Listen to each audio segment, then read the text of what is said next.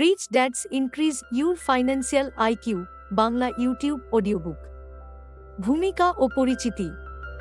Hello বন্ধুরা, কেমন আছেন সবাই? আশা করি ভালো আছেন, সুস্থ আছেন এবং আনন্দে আছেন। আমাদের চ্যানেলে আপনাদের সাদর স্বাগতম। আজকে আমরা এমন একটা বই নিয়ে কথা বলতে বসেছি যেটা পড়লে আপনার টাকা নিয়ে ভাবার পুরো পদ্ধতিটাই একেবারে গোড়া থেকে বদলে যাবে। শুধু টাকা আয় করতে জানলেই হয় না বন্ধুরা, টাকা সম্পর্কে বুদ্ধি থাকতে হয়। আর সেই বুদ্ধিকেই বলে ফাইন্যান্সিয়াল আইকিউ, অর্থাৎ আর্থিক বুদ্ধিমত্তা। বইটার নাম হল rich dads increase your financial IQ, get smarter with your money. বাংলায় বললে তোমার আর্থিক বুদ্ধিমত্তা বাড়াও, টাকার বিষয়ে আরও চালাক হয়ে ওঠো। এটা লিখেছেন বিশ্বখ্যাত লেখক ও বিনিয়োগকারী রবার্ট টি কিওসাকি। এই বইটা তার বিখ্যাত রিচ ড্যাড পুয়ার ড্যাড সিরিজেরই একটা গুরুত্বপূর্ণ অংশ। কিন্তু এই বইটা আরও গভীরে গেছে। এটা বলেছে শুধু টাকা আয় করাটাই যথেষ্ট নয়, টাকার সাথে বুদ্ধিমানের মতো ব্যবহার করতে জানাটাই আসল দক্ষতা। আজকে আমরা এই পুরো বইটা বাংলায় আপনাদের সামনে তুলে ধরব, অধ্যায় ধরে ধরে, বিস্তারিতভাবে, সহজ কলকাতার ভাষায়। তাহলে চলুন শুরু করা যাক। প্রকাশনার বিবরণ। Rich dads increase your financial IQ প্রথমবার প্রকাশিত হয়েছিল 2008 সালে। প্রকাশক ছিল বিজনেস প্লাস পাবলিশিং হাউস। প্রকাশের পরপরই এটা নিউ ইয়র্ক টাইমস বেস্টসেলার তালিকায় জায়গা করে নেয়। মজার বিষয় হল, এই বইটা প্রকাশিত হয়েছিল ঠিক সেই সময়ে যখন আমেরিকায় বড় আর্থিক সংকট শুরু হচ্ছিল। 2008 সালের বৈশ্বিক মন্দা, যা পুরো পৃথিবীর অর্থনীতিকে কাঁপিয়ে দিয়েছিল, সেই সময় এই বইটা বেরিয়ে বলেছিল কিভাবে সেই সংকটেও টিকে থাকা যায় এবং সুযোগ খোঁজা যায়। তাই এই বইয়ের গুরুত্ব সেই মুহূর্তে আরও বেশি হয়ে গিয়েছিল। এখন পর্যন্ত এই বইটা বিশ্বের অনেক ভাষায় অনুবাদ হয়েছে এবং লক্ষ লক্ষ মানুষের হাতে পৌঁছে গেছে। লেখকের পরিচয় ও জীবনী। রবার্ট টি কিওসাকি। এই নামটা যদি আপনি পার্সোনাল ফাইন্যান্সের দুনিয়ায় একটু খোঁজ করেন তাহলে বারবার শুনতে পাবেন। তিনি জন্মেছিলেন 1947 সালের 8ই এপ্রিল আমেরিকার হাওয়াই রাজ্যে।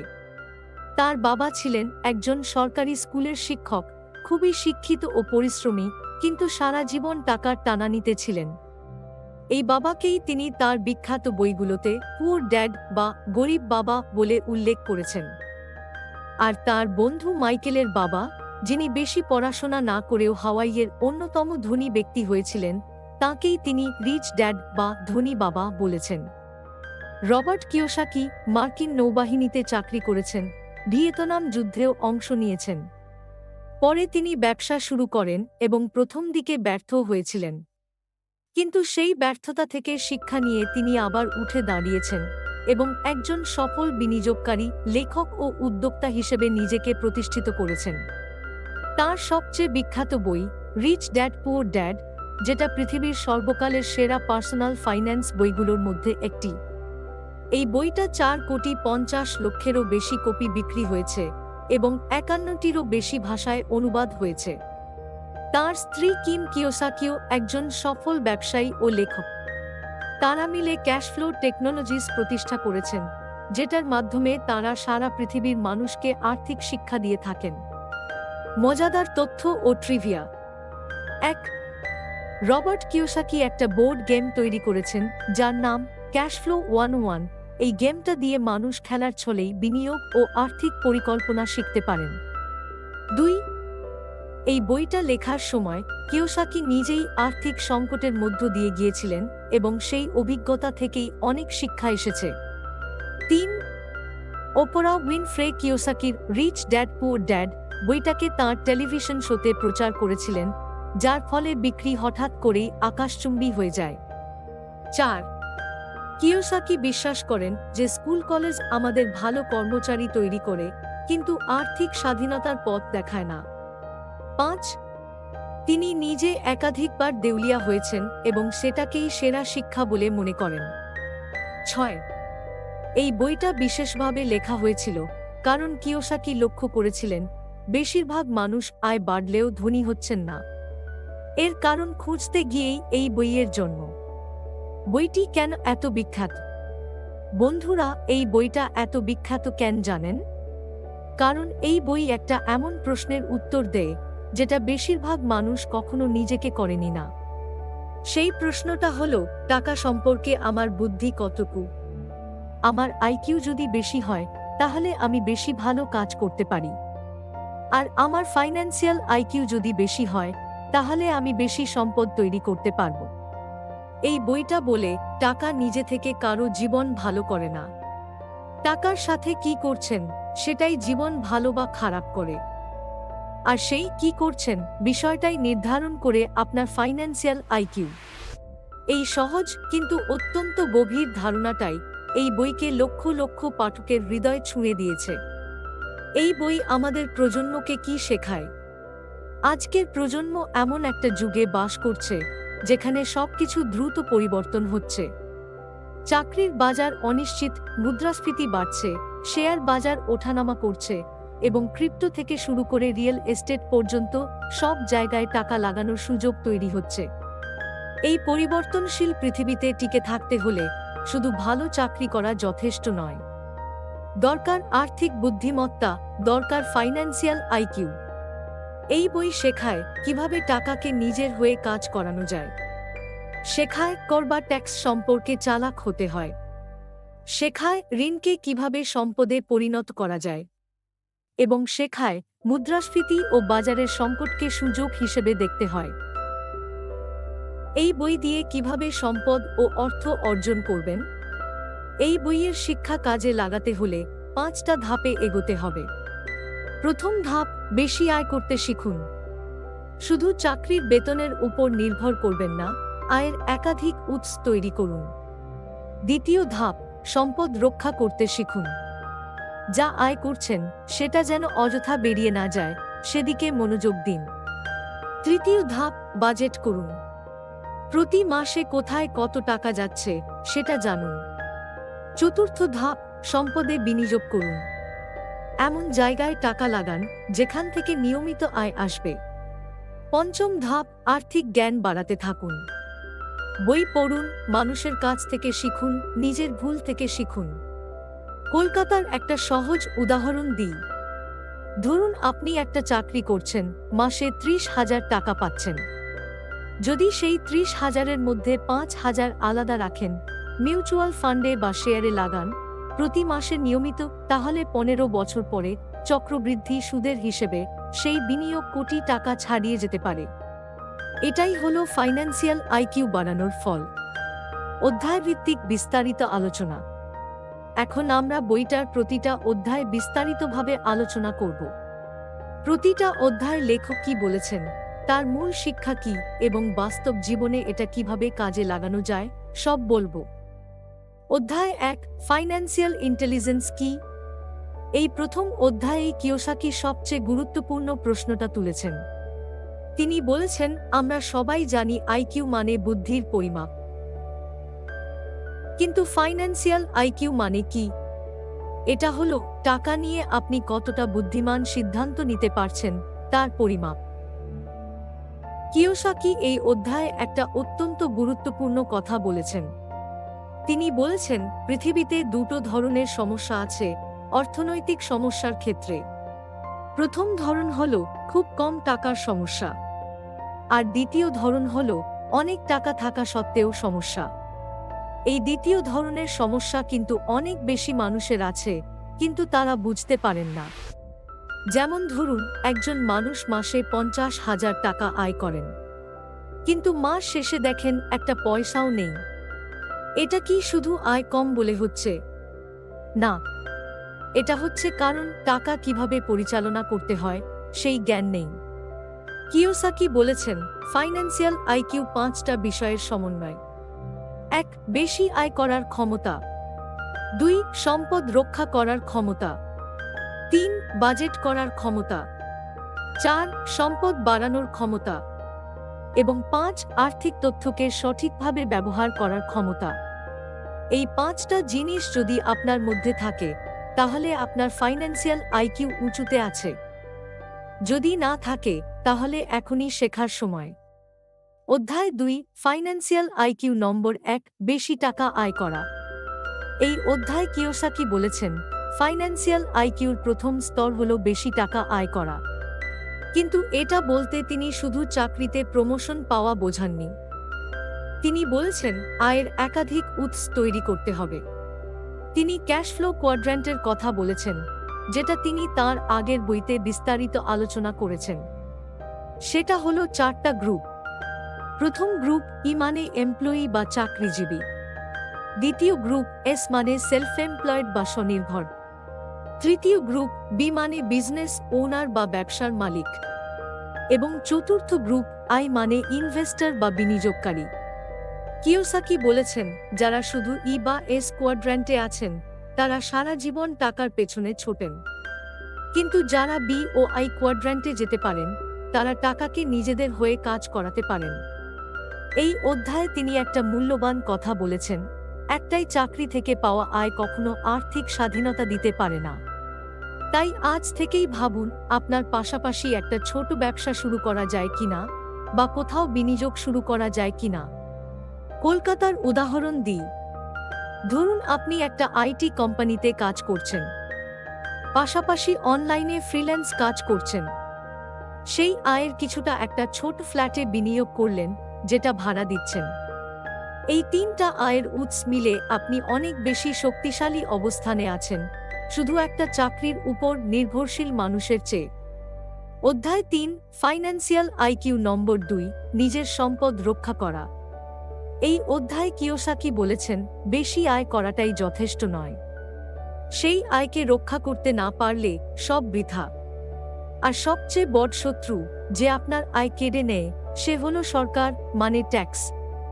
কিওসাকি বলেছেন, একজন সাধারণ চাকরিজীবী তার আয়ের 20 থেকে 50% পর্যন্ত ট্যাক্স দেন। কিন্তু একজন কর্পোরেট ব্যবসার মালিক বা বিনিয়োগকারী অনেক বৈধ পদ্ধতিতে ট্যাক্স কমাতে পারেন। তিনি বলেছেন, এর কারণ হলো ট্যাক্স আইনগুলো মূলত ব্যবসায়ীদের সুবিধার জন্যই তৈরি। একজন চাকরিজীবী প্রথমে ট্যাক্স দেন, তারপর খরচ করেন। কিন্তু একটা কর্পোরেশন প্রথমে খরচ করে তারপর যা বাঁচে তার উপর ট্যাক্স দেয়। এই ফারাকটাই বিশাল পার্থক্য তৈরি করে। তাই কিওসাকি বলেছেন, কর্পোরেট কাঠামো বুঝুন। একটা নিজের কোম্পানি তৈরি করুন, তাহলে বৈধভাবে অনেক বেশি টাকা নিজের কাছে রাখতে পারবেন। ভারতের প্রেক্ষাপটে বলি, একজন স্বনির্ভর ব্যবসায়ী তার গাড়ির খরচ, ফোনের বিল, অফিসের ভাড়া এগুলো ব্যবসায়িক খরচ হিসেবে দেখিয়ে আয়কর কমাতে পারেন। একজন সাধারণ চাকরিজীবী এটা পারেন না। এটাই ট্যাক্স ইন্টেলিজেন্স। অধ্যায় 4, ফাইন্যান্সিয়াল আইকিউ নম্বর 3, নিজের অর্থের জন্য বাজেট করা। এই অধ্যায়ে কিওসাকি বাজেটের একটা সম্পূর্ণ নতুন দৃষ্টিভঙ্গি দিয়েছেন। বেশিরভাগ মানুষ মনে করেন বাজেট মানে খরচ কমানো। কিন্তু কিওসাকি বলেছেন, না, বাজেট মানে খরচের সঠিক অগ্রাধিকার নির্ধারণ করা। তিনি বলেছেন, বাজেট করতে হবে এই নীতিতে, প্রথমে নিজেকে পেমেন্ট করুন, তারপর বাকিদের। মানে হলো আয়ের প্রথম অংশটুকু অন্তত 10 থেকে 20% সঞ্চয় বা বিনিয়োগের জন্য আলাদা রাখুন। তারপর বাকি খরচ করুন। বেশিরভাগ মানুষ করেন উল্টোটা। আগে সব খরচ করেন, তারপর যা বাঁচে সেটা জমান। ফলে সাধারণত কিছু বাঁচেই না। কিওসাকি আরও বলেছেন, ভালো বাজেট 2টো কলামে ভাগ করুন। 1, সম্পদ তৈরির খরচ মানে বিনিয়োগ, ব্যবসায়িক খরচ ইত্যাদি। 2, ভোগের খরচ মানে খাওয়া, বিনোদন, পোশাক ইত্যাদি। প্রথম কলাম বাড়ানোর চেষ্টা করুন, দ্বিতীয় কলাম নিয়ন্ত্রণে রাখুন। কলকাতার একটা সহজ উদাহরণ দিই। ধরুন মাসে 40,000 টাকা আয়। প্রথমেই 5,000 টাকা একটা মিউচুয়াল ফান্ডে সরিয়ে রাখুন। এরপর বাকি 35,000-এ সংসার চালান। শুরুতে একটু কঠিন লাগবে, কিন্তু 3 মাস পরে দেখবেন অভ্যাস হয়ে গেছে। অধ্যায় 5, ফাইন্যান্সিয়াল আইকিউ নম্বর 4, আর্থিক তথ্যের সুবিধা নেওয়া। এই অধ্যায়টা অত্যন্ত গুরুত্বপূর্ণ। কিওসাকি বলেছেন, ফাইন্যান্সিয়াল আইকিউর চতুর্থ স্তর হল অর্থনৈতিক তথ্যকে নিজের সুবিধায় ব্যবহার করা। তিনি বলেছেন, পৃথিবীতে দুটো মুদ্রা আছে। একটা হলো প্রচলিত টাকা, মানে নোট বা কয়েন, আর অন্যটা হলো তথ্য।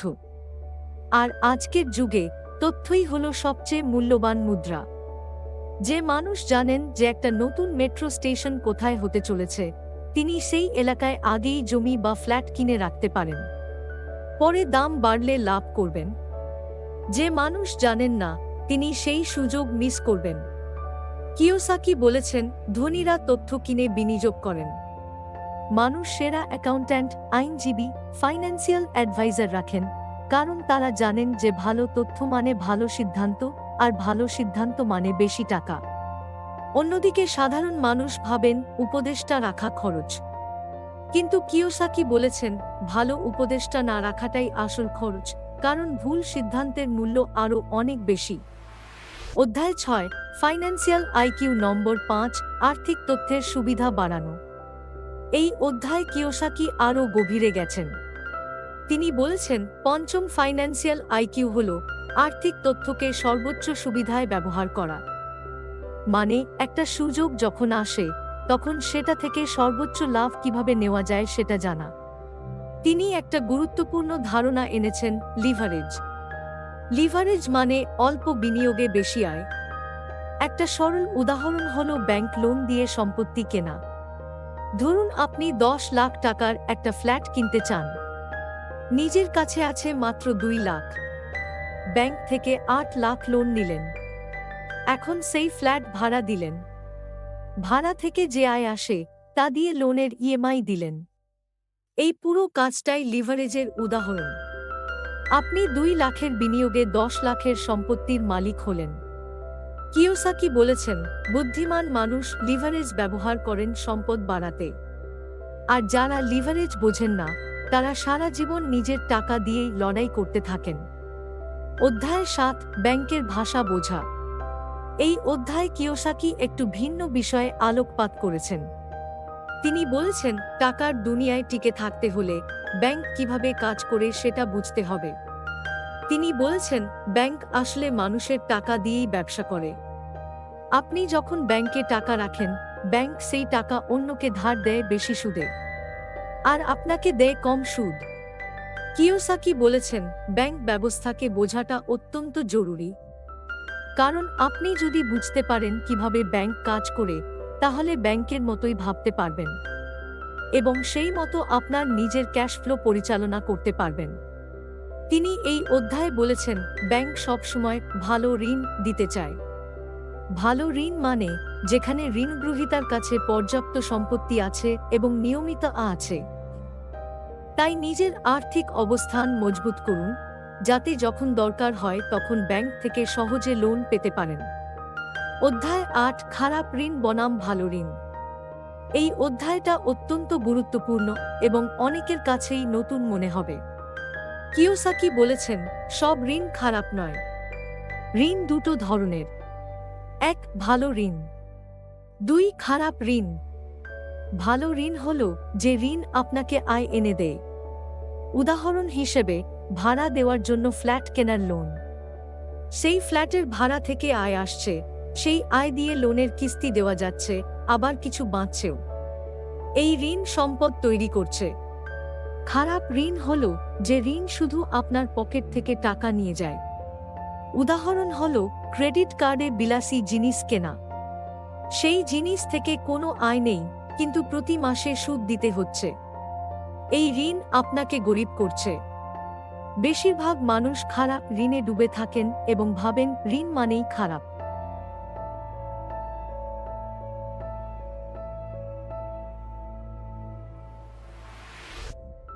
কিন্তু কিওসাকি বলেছেন, ভালো ঋণ নিতে শিখুন। সেটাই ধনীরা করেন। কলকাতার উদাহরণ দিই। কেউ ক্রেডিট কার্ডে দামি ফোন কিনলেন, সেটা খারাপ ঋণ।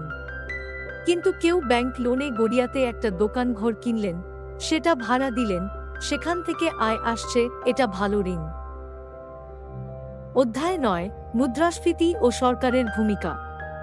এই অধ্যায়ে কিওসাকি মুদ্রাস্ফীতি নিয়ে একটা গভীর বিশ্লেষণ করেছেন। মুদ্রাস্ফীতি মানে হল প্রতি বছর জিনিসপত্রের দাম বাড়ে, মানে আপনার টাকার প্রয়োগক্ষমতা কমে।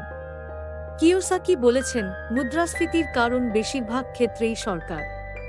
যখন সরকার বেশি টাকা ছাপায়, তখন বাজারে টাকার পরিমাণ বাড়ে, কিন্তু পণ্যের পরিমাণ বাড়ে না। ফলে দাম বাড়ে। এই প্রক্রিয়াকে বলে মুদ্রাস্ফীতি। আর এই মুদ্রাস্ফীতি সবচেয়ে বেশি ক্ষতি করে মধ্যবিত্ত মানুষকে, যারা তাদের সঞ্চয় ব্যাংকে রাখেন। কারণ ব্যাংকের সুদ যদি 4% হয়, কিন্তু মুদ্রাস্ফীতি 6% হয়, তাহলে আসলে আপনার সম্পদ প্রতি বছর 2% করে কমছে। তাহলে কি করবেন? কিওসাকি বলেছেন, এমন সম্পদে বিনিয়োগ করুন যা মুদ্রাস্ফীতির চেয়ে বেশি হারে বাড়ে, যেমন রিয়েল এস্টেট, শেয়ার বা ব্যবসা। ভারতে বর্তমানে মুদ্রাস্ফীতি প্রায় 5 থেকে 7%। তাই ব্যাংকে টাকা রাখলে আপনি আসলে পিছিয়ে যাচ্ছেন। এগিয়ে যেতে হলে বিনিয়োগ করুন। অধ্যায় 10, কাগজি টাকার ইতিহাস ও ভবিষ্যৎ। এই অধ্যায়ে কিওসাকি একটু ইতিহাসের দিকে ফিরে গেছেন। তিনি বলেছেন, 1971 সালে আমেরিকার প্রেসিডেন্ট রিচার্ড নিক্সন একটা ঐতিহাসিক সিদ্ধান্ত নেন। আমেরিকান ডলারকে সোনার সাথে যুক্ত করার ব্যবস্থা বন্ধ করে দেন। এটাকে বলে নিক্সন শক। এর আগে প্রতিটা ডলার নোট মানে ছিল একটা নির্দিষ্ট পরিমাণ সোনার প্রতিশ্রুতি। কিন্তু 1971 সালের পরে ডলার শুধু একটা কাগজ হয়ে গেল, যার মূল্য আস্থার উপর নির্ভরশীল। কিওসাকি বলেছেন, এই পরিবর্তনের পরে থেকে পৃথিবী জুড়ে অর্থনৈতিক অস্থিরতা বেড়েছে। মানুষের সঞ্চয় আস্তে আস্তে মূল্য হারাচ্ছে। তাই শুধু টাকা জমিয়ে রাখা যথেষ্ট নয়, সেই টাকাকে প্রকৃত সম্পদে রূপান্তরিত করতে হবে। যেমন সোনা, রিয়েল এস্টেট বা ব্যবসায়িক অংশীদারিত্ব। অধ্যায় 11, সম্পদের বিভিন্ন শ্রেণী এবং সুযোগ। এই অধ্যায়ে কিওসাকি বিভিন্ন ধরনের সম্পদের কথা বলেছেন। তিনি বলেছেন, বিনিয়োগের জন্য মূলত 5টা সম্পদ শ্রেণী আছে। 1. ব্যবসা। 2. রিয়েল এস্টেট বা সম্পত্তি। 3. কাগজি সম্পদ, যেমন শেয়ার, বন্ড, মিউচুয়াল ফান্ড। 4. মূল্যবান ধাতু, যেমন সোনা ও রূপা। এবং 5. পণ্য, যেমন তেল, শস্য ইত্যাদি। কিওসাকি বলেছেন, প্রতিটা সম্পদ শ্রেণীতে আলাদা জ্ঞান লাগে। সবার জন্য সব সম্পদ শ্রেণী উপযুক্ত নয়। তাই নিজের শক্তি ও জ্ঞান অনুযায়ী সম্পদ শ্রেণী বেছে নিন। উদাহরণ দিই, কেউ যদি রিয়েল এস্টেট ভালো বোঝেন, সম্পত্তির বাজার সম্পর্কে জ্ঞান আছে, তিনি সেখানে বিনিয়োগ করুন। কিন্তু কেউ যদি শেয়ার বাজার বোঝেন, তিনি সেখানে মনোযোগ দিন। যে বিষয়ে জ্ঞান নেই, সেখানে না গিয়ে আগে সেই জ্ঞান অর্জন করুন।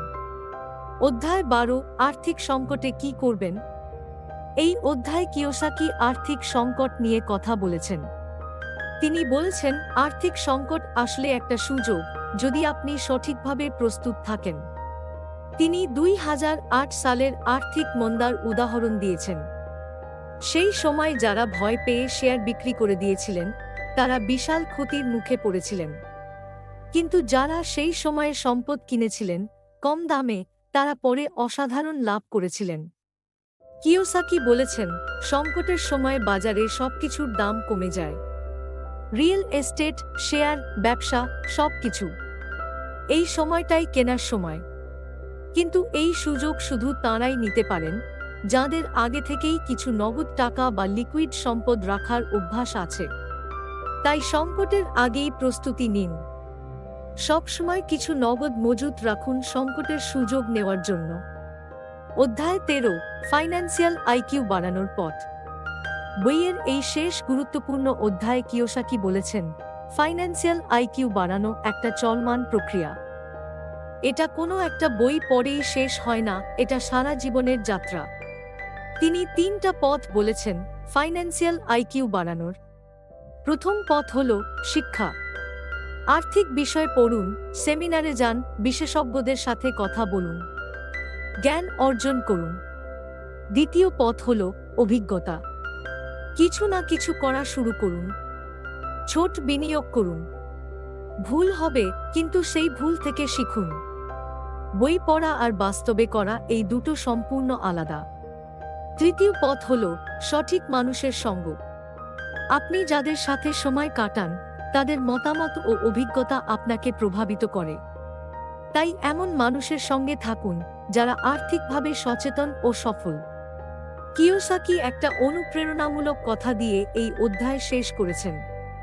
তিনি বলেছেন, ধনী হওয়া কঠিন নয় যদি আপনি ধনী মানুষের মতো ভাবতে শেখেন। আর সেই চিন্তাভঙ্গিই হল ফাইন্যান্সিয়াল আইকিউ। বইয়ের সারসংক্ষেপ। Rich dads increase your financial IQ বইটার মূল বার্তা হল, শুধু বেশি আয় করলেই ধনী হওয়া যায় না, টাকাকে বুদ্ধিমানের মতো পরিচালনা করতে জানাটাই আসল দক্ষতা। রবার্ট কিয়োসাকি এই বইয়ে 5টা ফাইন্যান্সিয়াল আইকিউর কথা বলেছেন, যেগুলো হলো বেশি আয় করা, সম্পদ রক্ষা করা, বাজেট করা, তথ্যের সুবিধা নেওয়া এবং সেই তথ্যকে সর্বোচ্চ কাজে লাগানো। তিনি ভালো ঋণ ও খারাপ ঋণের পার্থক্য বোঝার কথা বলেছেন, মুদ্রাস্ফীতির বিরুদ্ধে সঠিক বিনিয়োগের কথা বলেছেন এবং আর্থিক সংকটকে সুযোগ হিসেবে দেখার কথা বলেছেন। এই বইটা আমাদের মনে করিয়ে দেয় যে আর্থিক স্বাধীনতা কোনো স্বপ্ন নয়, এটা একটা দক্ষতা এবং এই দক্ষতা অর্জন করা সবার পক্ষেই সম্ভব যদি সঠিক জ্ঞান ও সঠিক মানসিকতা থাকে। সমাপ্তি ও আবেদন। বন্ধুরা, আমরা আজকে rich dads increase your financial IQ বইটার সম্পূর্ণ অডিওবুক উপস্থাপন করলাম। আশা করি প্রতিটা অধ্যায়ের কথা আপনার কাছে স্পষ্ট হয়েছে এবং এই শিক্ষাগুলো আপনার বাস্তব জীবনে কাজে লাগাতে পারবেন। মনে রাখবেন, আজকে যা শুনলেন সেটা শুধু শুনে রাখলেই হবে না। একটা ছোট পদক্ষেপ নিন আজই। হয়তো একটা মিউচুয়াল ফান্ড অ্যাকাউন্ট খুলুন বা আপনার মাসিক খরচের একটা হিসাব লিখুন। ছোট শুরুই বড় পরিবর্তনের ভিত্তি তৈরি করে। যদি এই পর্বটা আপনার ভালো লেগে থাকে তাহলে অবশ্যই একটা লাইক দিন। এটা আমাদের আরও এই ধরনের কন্টেন্ট তৈরি করতে অনুপ্রাণিত করে। আপনার বন্ধু, পরিবার ও প্রিয়জনদের সাথে এই ভিডিওটা শেয়ার করুন, কারণ এই জ্ঞান যত বেশি মানুষের কাছে পৌঁছাবে তত বেশি মানুষ আর্থিকভাবে সচেতন ও সুরক্ষিত হবেন। এবং এখনও সাবস্ক্রাইব না করে থাকলে এখনই করুন আর বেলটা প্রেস করুন যাতে পরের অডিওবুকের নোটিফিকেশন সবার আগে পান। আবার দেখা হবে পরের পর্বে।